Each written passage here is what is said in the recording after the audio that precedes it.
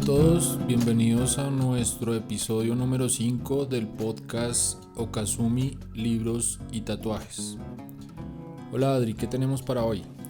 Hola Omi, hoy vamos a hablar de Bogotá en algunos de los libros. Vamos a tener en tatuaje el origen de la palabra y vamos a entrevistar a Sebastián Rincón, que ya les contaremos quién es. Bien, entonces arranquemos con el primero. Este primer libro es Alfabeto Bogotano de Lisette León Borja. Este es un libro en el que encontramos, es un alfabeto, cada una de las letras está acompañada de una imagen y las palabras que se recogen aquí son palabras, puede ser como usadas en Bogotá, muy usadas en Bogotá, Sí. o palabras endémicas de Bogotá que solamente se usan aquí, que se han usado desde hace mucho tiempo, y otras que se han perdido, otras que vienen del Muisca y se han dejado de usar, pero pues vale la pena conocerlas. Ajá. Entonces, este libro, como dije, de Lisette León Borja, está editado por Mil Serifas y vamos a ver algunas de las palabras, si te parece. Dale, de una. Es bien bonito, es un tamaño más bien pequeño, no es de bolsillo, pero sí es pequeñito. Las ilustraciones son muy coloridas, muy sencillas y cada palabra ocupa 2 páginas del libro, ¿verdad? Sí, en este libro se incluyen dos letras que ya no están en uso, digamos, no se consideran del alfabeto, ¿Cómo cuál? A ver. que son la che y la eye. Ok. Pero fíjate que la che, me parece que en particular la che es una letra, pues, digamos, es un conjunto de letras, de consonantes, que tiene mucho que ver con nuestro idioma. Claro, con el chipcha. Ahí nomás. Exacto. Miremos a ver entonces, A ver, ¿cuál quieres a ver, coger? ábrete una página, a ver qué encontramos. Cualquiera. A ver, Chuan. Monserrate. Bueno, esto tiene también la M de Monserrate. Este libro también tiene algunas palabras que son como muy conocidas en el espacio físico de Bogotá, ¿no? Como Monserrate, que es nuestro cerro. Como esta, la de la R. Ruso. Ruso Y hay un señor con un sombrero y un palustre. y un palustre encaramado en un andamio. Todos sabemos quién es el ruso, qué hace un ruso. A ver, otro. A ver, acabas de pasar una que me gusta. A ver, ¿cuál? El liberal. Ahí está. La L del liberal, que también es un amasijo, un bizcocho muy, muy típico de Bogotá. A ver, la de la doble L, la de la L. ¿Cuál La es? llovedera Eso. del clima bogotano. Bueno, este es un libro que tiene todo esto, es un muy buen libro de regalo, por ejemplo. A ver, este. Cachaco. ¿Tú usas esa palabra? Ay, sí, Yo también, casi todos los días. soy muy cachaca. Bueno, pasamos al segundo. Dale.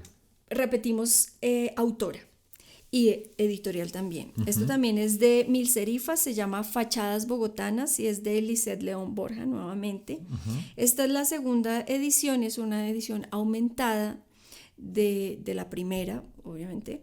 Incluye 7 fachadas más y es una belleza del libro porque es como un paseo por Bogotá, es un paseo por la nostalgia que siente quien ha vivido en Bogotá o quien es bogotano y ha recorrido sus calles a través de la historia. Entonces recorremos a través de las fachadas, son 48 fachadas en total, recorremos distintos lugares, distintos barrios de la ciudad y al tiempo que hacemos ese recorrido hay textos que van acompañando las ilustraciones. En esos textos también recorremos un poco la historia de la autora. Ella evoca momentos de su infancia, de su familia, su historia personal y además de eso de la historia de Bogotá y además de eso de quienes habitan esos lugares. Y además de eso, las ilustraciones que ella hace, que son súper ricas. Sí, es cierto. Ella se propuso digamos, el origen de este libro es un propósito personal y ese propósito era pintar una fachada diaria y lo hizo durante 4 meses, ese ejercicio. Sí. Y en ese ejercicio de pintar las fachadas, pues surgió también como una gran cantidad de motivos que la vinculaban, se expusieron más bien, que la vinculaban a la ciudad. Muchas de esas fachadas se reconocen. Quienes hemos recorrido Bogotá, Claro. sabemos dónde está esa casa, sabemos exactamente el punto, la recordamos porque la hemos visto. Casi todas son como emblemáticas, o si no son emblemáticas, son importantes visualmente y también en el Como la espacio. arquitectura propia de cada sector de la ciudad en su época. Entonces tú Exacto, abres y ves Teusaquillo, entonces está la fachada muy cachaca, la de Teusaquillo. exacto. Sí, las ilustraciones son quizás acuarela y algo más, ¿no? Sí, Es yo me como, imagino el ejercicio que hizo Lisette sentándose una tardecita en el parque de estos barrios con su kit de acuarela, con un cafecito a la.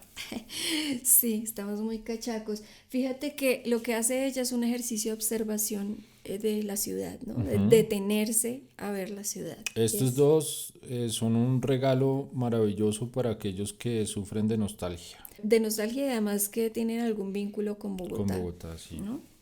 Bueno, nuestro tercer recomendado no es tanto un libro como un autor. De ese autor tenemos un par de libros en la librería. El autor es José Antonio Osorio Lizarazo y lo ha editado, lo ha rescatado Laguna. Tenemos aquí El Camino en la Sombra y Garabato, que son dos de las novelas que escribió José Antonio Lizarazo, y viene a cuento a Bogotá porque José Antonio Osorio Lizarazo escribió mucho sobre Bogotá.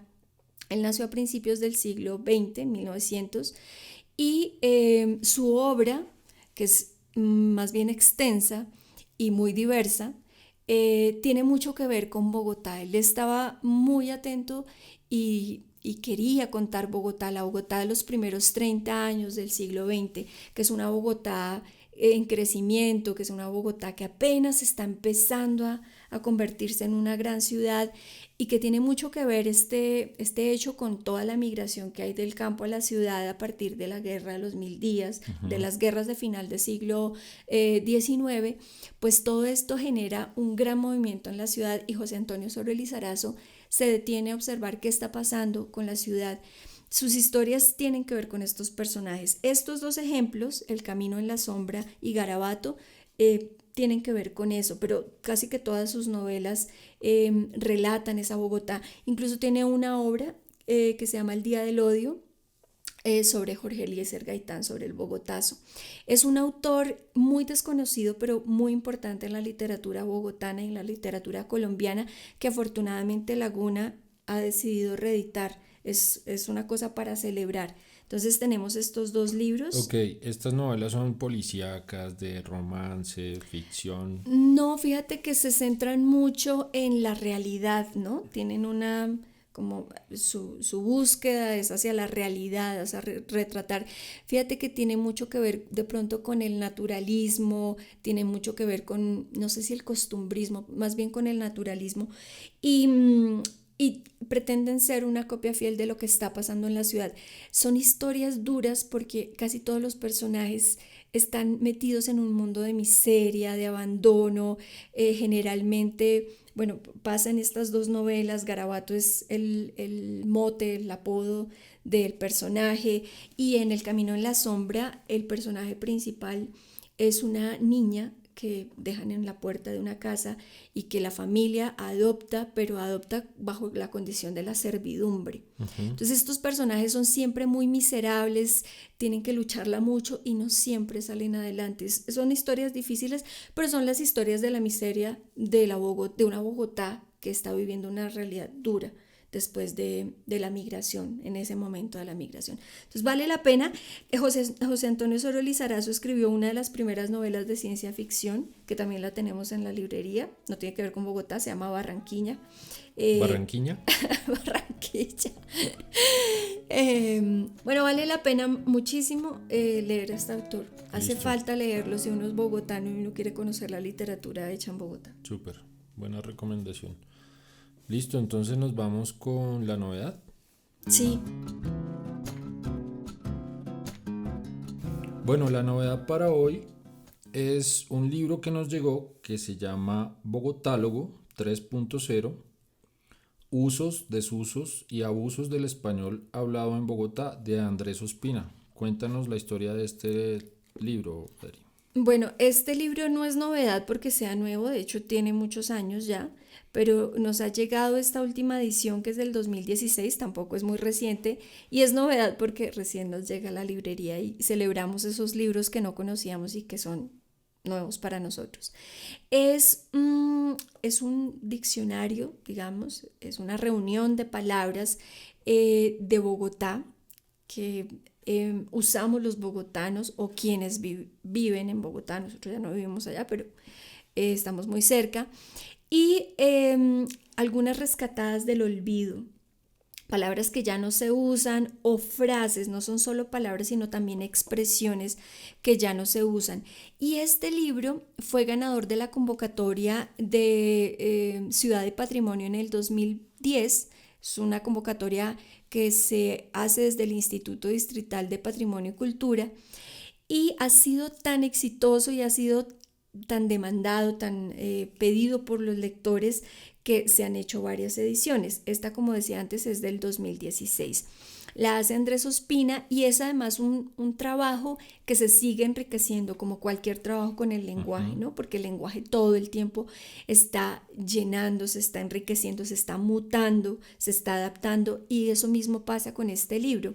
Así que seguramente el futuro del libro será seguir siendo más grande y pues incluir palabras nuevas que los bogotanos o los habitantes de Bogotá usamos. Está súper divertido. Es un diccionario, tiene imágenes muy bonitas. Voy a leer alguna de las palabras. A ver, por ejemplo, esta que me encontré. Chiflamicas, ¿esa la usas? Sí, yo la uso. Sí, yo también la uso. Chiflamicas, pobre diablo. El epíteto suele ser otorgado a músicos o artistas empíricos y pobres. Carelápiz, el novio de la Lina María, es un pobre chiflamicas que se la gana de chupacobres en un mariachi llamado Las Águilas Yucatecas. Bueno, chupacores también debería estar por ahí, Debe estar ¿cierto? ahí. Súper chévere. Te cuento algo sobre las imágenes. Son fotografías y estas fotografías vienen del archivo personal de Andrés Sí. Ospina, el autor, y también del Museo de Bogotá. Las fotos son buenísimas. Mira esta. Gazimba, bebida dulce carbonatada. ¿Esa la usas? Sí, claro, cuando tomo gazimba. A ver, déjame buscar a mí una. A ver qué me encuentro. Son muchas y uno se reconoce en todas ellas. A ver, esta. Tote. Este es un ejemplo de una expresión, estar como un tote. Encontrarse en extremo enojado. El niño se tuvo que despertar temprano a hacer su tarea de español y está como un tote. ¿Tú te pones como un tote? Sí, cada día de por medio. La mamá de uno y las señoras y los señores se ponen como totes. Esta, totumada, unidad de medida correspondiente a la capacidad de una totuma. O bañarse a totumadas, que eso a veces... O el Eco Bowl ese que salió. Así, mira, a propósito de la publicación del Banco de la República. Bueno, hay una cosa más y es que este libro viene con una belleza de bogoráculo, que es un tarot y propone un juego con ese tarot, y un juego con el tarot y con las palabras. Entonces, bueno, el libro abre el camino para que pasen muchas cosas, Sí. no solo para leerlo, porque uno no se lee un diccionario de principio a fin, sino para jugar mucho con él y para reconocerse en él. Entonces el bogoráculo que viene con que son estas carticas, pues también hace parte de este libro maravilloso que nos acaba de llegar a la librería y que consiguen en Okazumi. Vea, jumento. Fórmula caricaturesca y despectiva de equiparar a un individuo de tamaño prominente con un asno, pollino o bestia. Es un jumento. Ya, muy Bueno, chévere. sí, súper chévere. Eso es nuestro último recomendado como novedad para nuestro capítulo. Listo. Listo, entonces vamos con tatuaje. Sí. Conversemos pues. Bueno, para hoy les quiero hablar sobre el origen de la palabra tatuaje. Bien, ¿de dónde viene esa palabra tan loca? O tatú. Tenemos que volvernos un poquito en el tiempo, un poquito mucho, y en nuestra ubicación. Tenemos que ir hasta las islas Polinesias, en el Pacífico.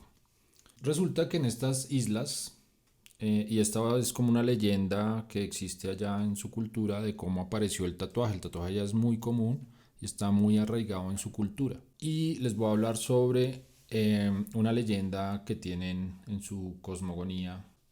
Un dios llamado Ta-Aroa tiene dos hijos que se llaman Matamata Araú y Turrai Po.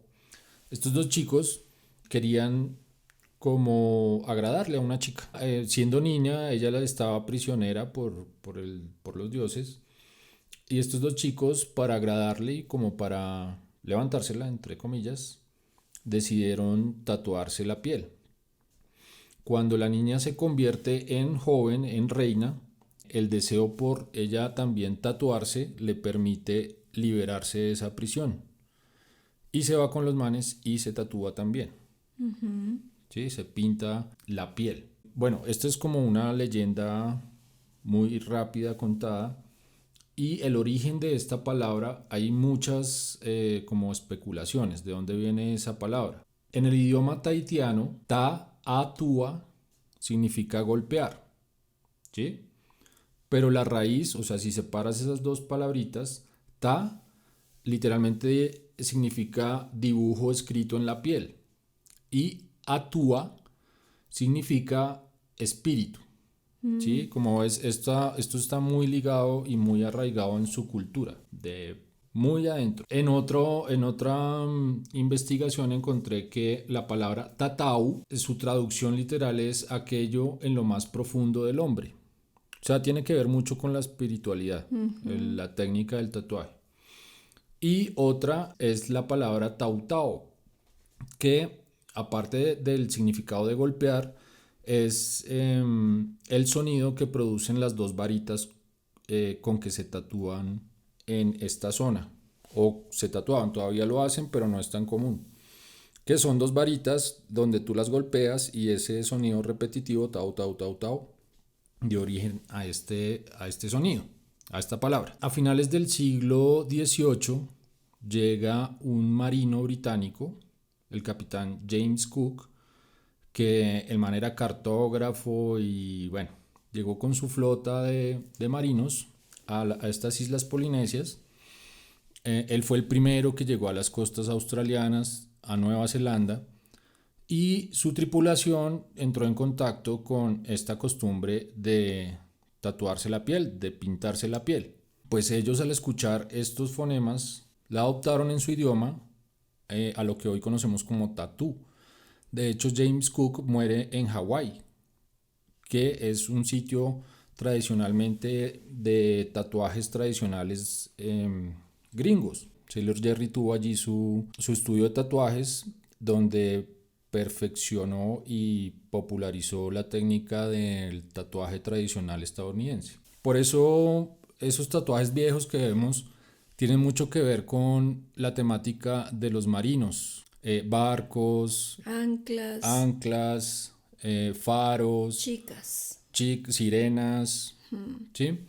Porque viene arraigado también con esta idea del mar y del marino viajando y tatuándose en cada puerto.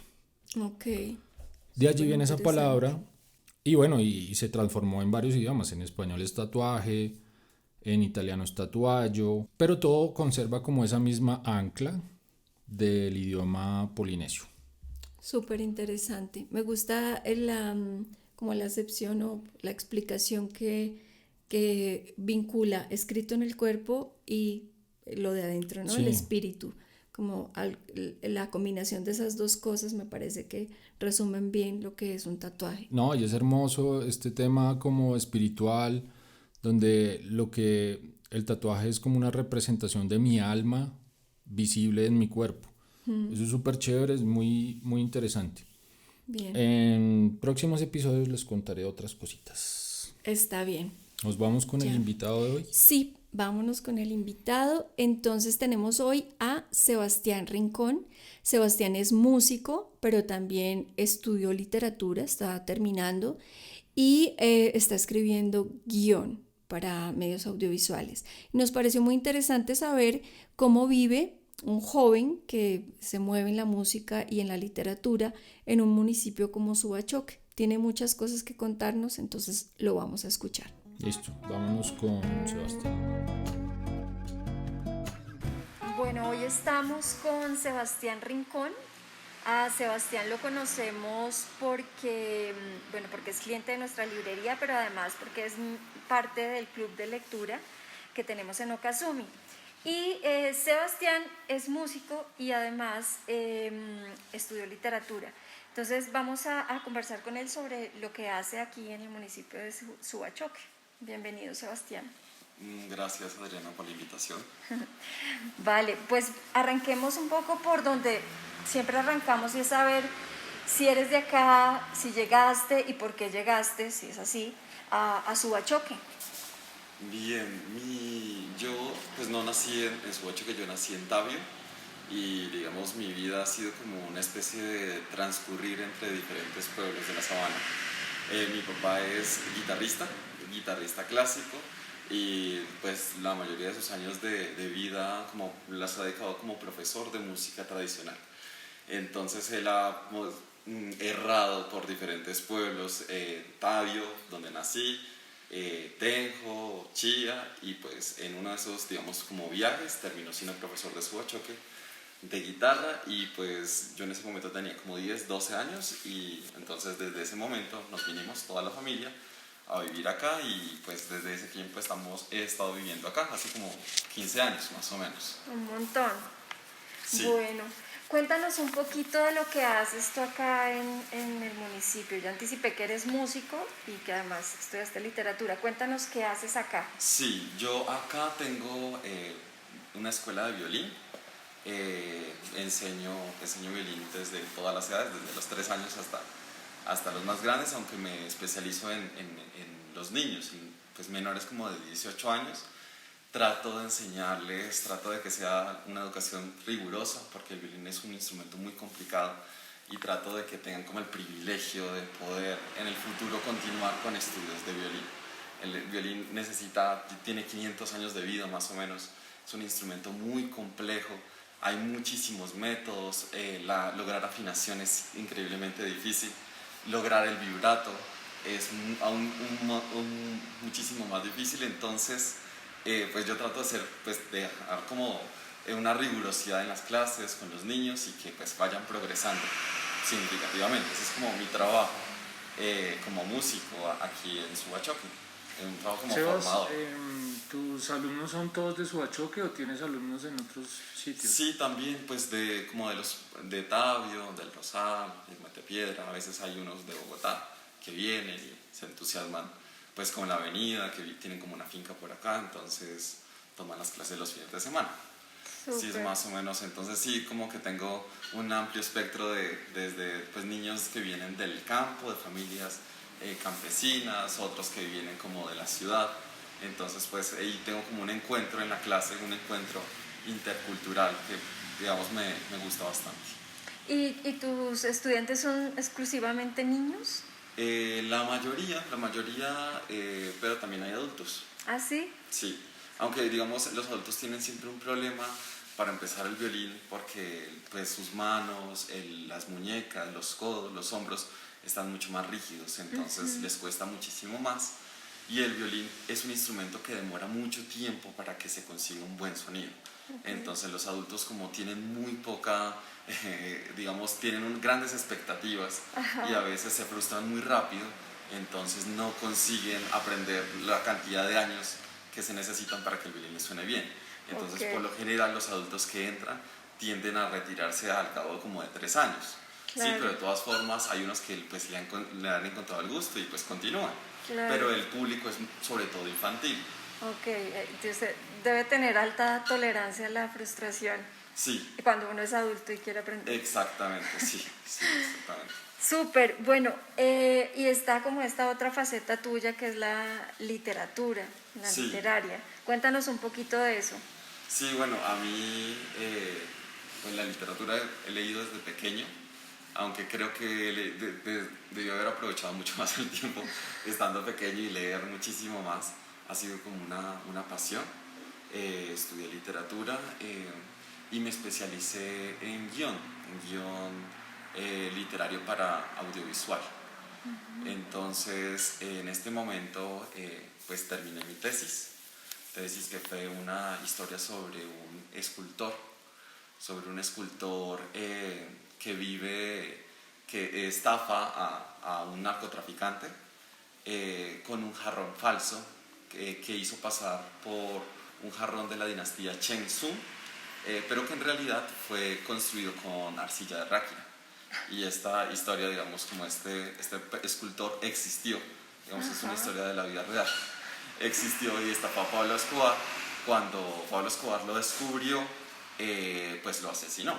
Lo asesinó, obviamente, como era de esperarse, pero pues me parece un personaje pues en las tinieblas, completamente oscuro, que nadie sabe de él, y me parece que habla muchísimo sobre, pues digamos, diferentes temas. El principal es sobre esa relación tan compleja del arte y el narcotráfico de Colombia de los años 90, que pues el arte terminó permeado por el narcotráfico. Muchos artistas, entre ellos Botero, fueron a vender sus cuadros a Nueva York y se hicieron ricos por la venta de esos cuadros, pero quienes los compraban eran narcotraficantes. Entonces hay una relación muy compleja entre el rol del arte en medio digamos, de Colombia y de estas situaciones tan complejas de guerra y de narcotráfico. Incluso el pintor Mansur, él supo que uno de sus cuadros había sido parte de una colección de un narcotraficante, y lo que hizo en un acto público fue destruir el cuadro. Él destruyó el cuadro como una forma de rechazo a ese tipo de estética que de algún modo se apropia el narcotráfico como para demostrar cultura o para demostrar como un ser cosmopolita. Claro. Exactamente. Entonces, a mí me pareció muy interesante esa historia del escultor que estafa a Pablo Escobar como en busca de reconocimiento, pero de algo más. Entonces, sobre eso fue que hice mi largometraje. Entonces, que pues en este momento está pues fue la escritura, fue una tesis meritoria. Sí. Y pues en este momento estoy pensando trabajarlo más con otros, digamos, guionistas que me están como ofreciendo ahí la posibilidad de reescribirlo, pues porque la escritura es un acto de reescritura, y entonces pues uno se gasta mucho tiempo en eso.